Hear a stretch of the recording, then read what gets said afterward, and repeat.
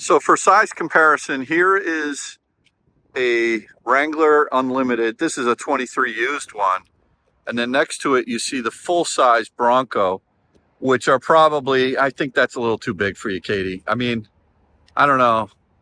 It's beautiful. It's not like, it does look bigger than the Jeep. It definitely does. Welcome to another episode of Out of Spec Dave, where today I'm doing my daughter Katie a favor and I'm test driving a brand new 2024 Jeep Wrangler. This one happens to be the 4xe, the base model, the Sport with the cloth seats, with the soft top roof, nothing fancy. She's in a Q3 right now and she misses her Jeep and she's thinking about getting into a Jeep. So I'm going to take this thing out for a ride today and see what it's like. It's really, I just drove it a short while from the dealer here in Norwalk, and doesn't seem like it's that much different than what I remember, at least in the ride. It's got quick pickup. It's pretty quick, but the transmission, it feels a little jumpy in between the electric and the gas. I have to figure that out, but let's get into this. Let's take this 4xe Jeep Wrangler for a quick ride down the road and see what I can tell Katie I think of it.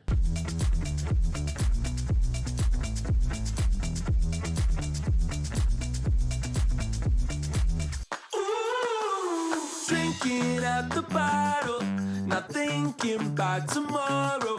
Don't worry, that's a motto. So we keep moving along.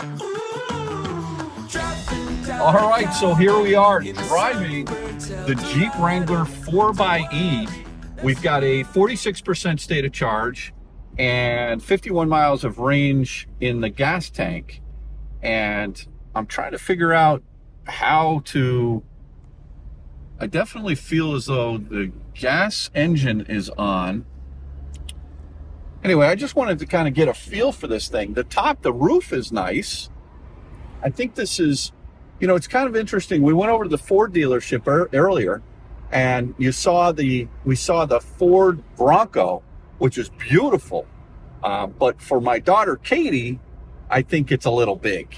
The Bronquette, as we call it in the Connor family. The Bronco I call Sport, it that.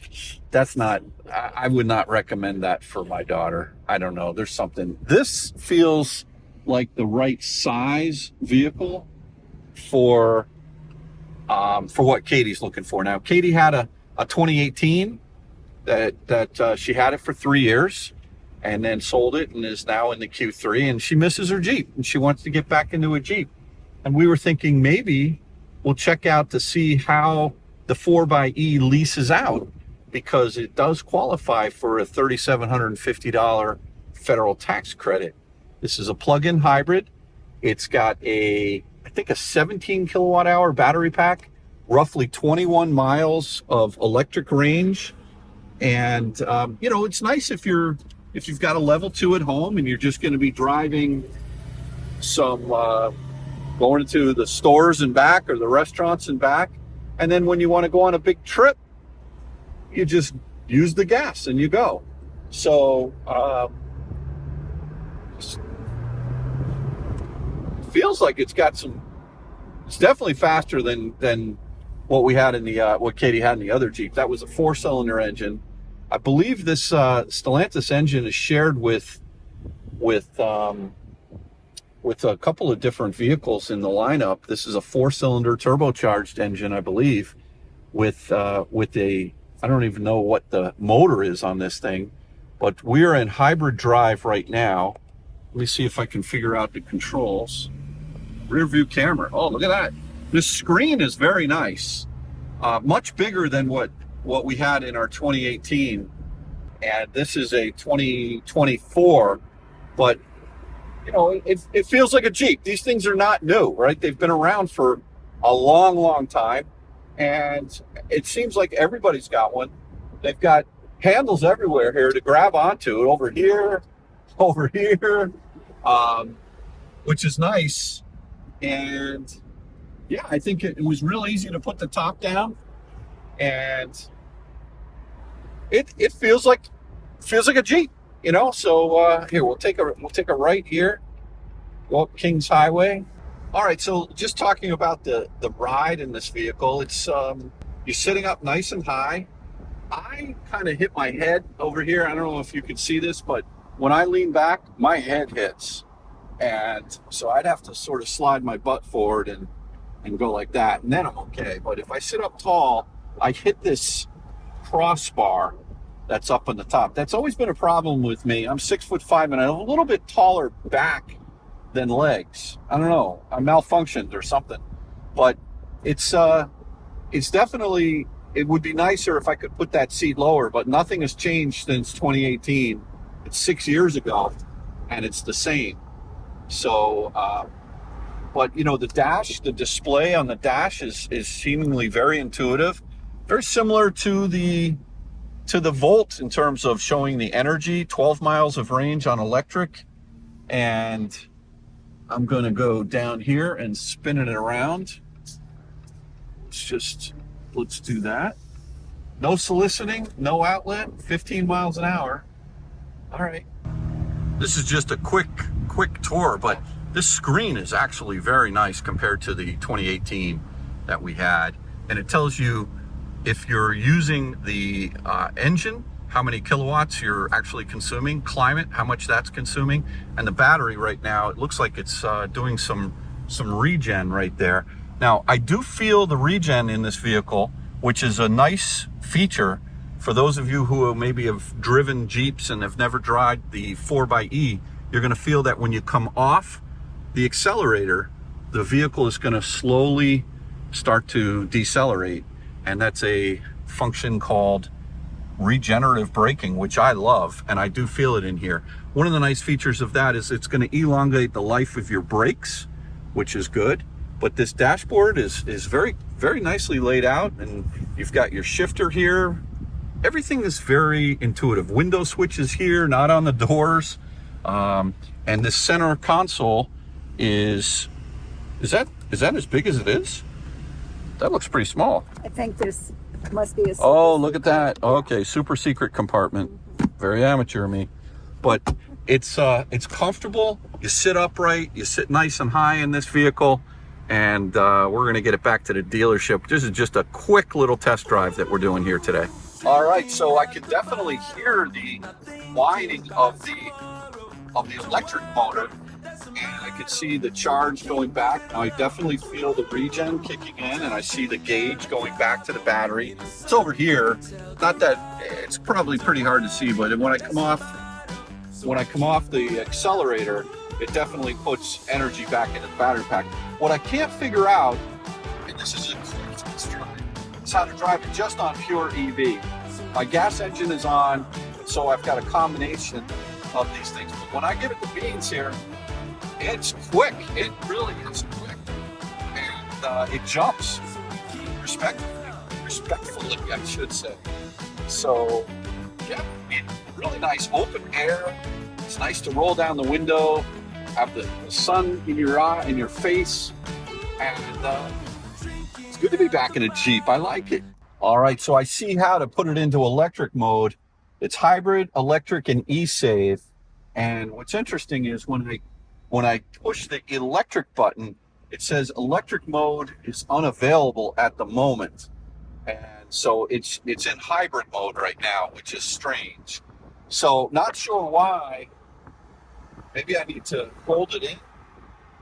I'm going to try everything here.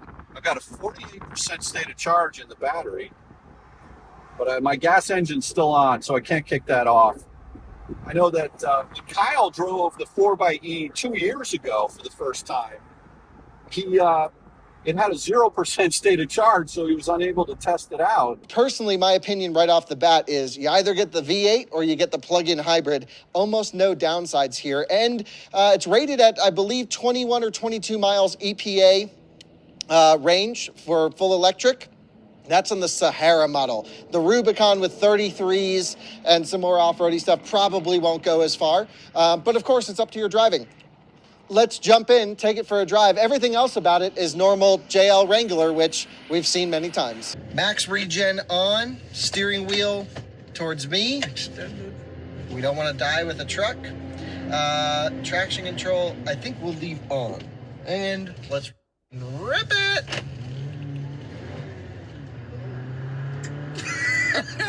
It just like went and hit the rev limiter and then died. That was weird. Well, I think it was trying to go in electric mode. Didn't realize it was empty, and then just full boost. Initial impressions, drivetrain calibration is not good. That's as far as I've driven it. All right, so let's turn max regen off really quick. Coasting, max regen on. Lots of regen, one pedal drive. Nice. So right now we are in hybrid mode. There's also electric mode, which it won't let us go into because the battery's depleted, because for an event they didn't bring a charging station. And then there's e-save, which uses the combustion engine to hold the state of charge of the high voltage system. Makes sense. We have less than 1% battery now, which I would also just indicate as 0, but Jeep doesn't do it that way. There is a little bit of a bottom buffer to hold for normal hybrid driving. So this is basically operating as a normal hybrid at this point, where you still get electric driving like now. And It says here, engine 0. oh, look at this. It'll tell you kilowatts. So we're charging at 3 kilowatts. Wow, 26 kilowatts on throttle off regen at 38 miles an hour. That's impressive. Pretty good. So we just jumped in and started complaining. And here I am with a 48% state of charge, and I can't seem to get it to kick into electric only mode, which is strange. But yeah, it's definitely not, it's saying it's unavailable. So I'm going to let that slide, not worry about it. But look, coming to the end of my short little drive here in the 2024 Wrangler 4xe, it's a great vehicle. I see why people love them. I know that they've been around for a long time, and it's not like they're cutting edge anymore, or, really on top of their game. I mean, the Bronco is definitely a much more substantial, nicer vehicle, in my opinion. For me, I would probably go with the Bronco, but there's no electric option, no plug-in hybrid option, I should say. And I think this is going to be on our daughter Katie's very short list. So with the soft top, you can really open it up quite easily. Yep. It just kind of fits right into these two little brackets here, and you put that down, and then just push it in there. Here, show me. Sorry about that. There we go. There we go. Okay, very easy. Cool. All right. Well, thank you. I appreciate that. All right. So as the Jeep drives off, we were just trying to figure out why it wouldn't go into electric only mode. And I think there might be a problem with it, with this particular one. These are brand new. The running boards weren't even on that vehicle. So, but unfortunately, I was not able to feel the torque from just the pure electric. But overall, it felt really pretty good. So, Katie, I think this should definitely be on your short list, and I would definitely go check these out. That's for sure. Thanks again for watching another episode of Out of Spec Dave. Katie, I hope you watched this video. Your mom and I like this, and I think we like it for you. Now I'm going to go in and talk numbers and try and figure out how much this thing might lease out for. So it does qualify for the $3,750 federal tax credit because it is a plug-in hybrid. So you got that going for you. Anyway, thanks again for watching. We'll catch you on the next one. Take care now. Bye-bye.